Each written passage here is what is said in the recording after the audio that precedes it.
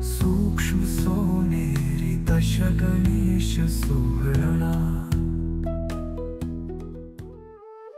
तर भगवानदासजी, मी हे बघतीये हे बाप्पा एका छोट्याशा स्क्वेअर मध्ये, मला वाटतं 1.25 स्क्वेअर इंचामध्ये, 1.25 स्क्वेअर इंचामध्ये 256 गणेश मूर्ती आहे। बाप रे, हो, काय सुंदर आहे हे. मग हे बघण्यासाठी मला दुर्बीणच यूज करावी लागेल? मायक्रोस्कोप शिवाय तुम्ही अरे बाप रे, मी हे दुर्बिणीतनं बघतीये आता. हे बाप्पा मला दुर्बिणीतनं बघायचे.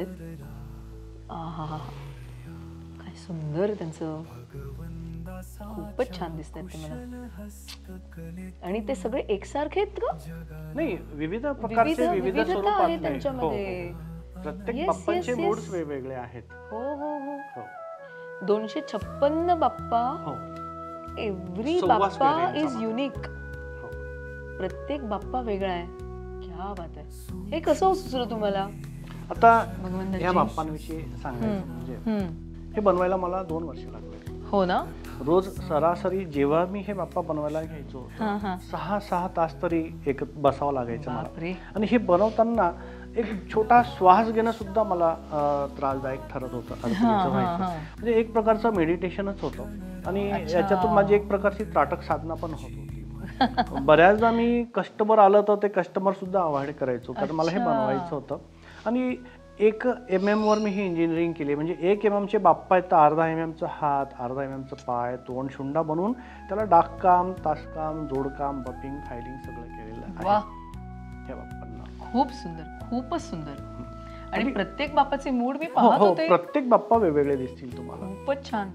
आणि बाप्पाचं असं आहे ना की सृष्टी ही समूहात विभागली गेलेली आहे. आणि गणपती, हो, गणाध्यक्ष म्हणजे अनंत गणांचा जो समूहपती तो गणाधीश. बरोबर. हा, तर म्हणून मी हे बाप्पा वेगवेगळ्या गणांमध्ये दाखवण्याचा प्रयत्न केलेला आहे.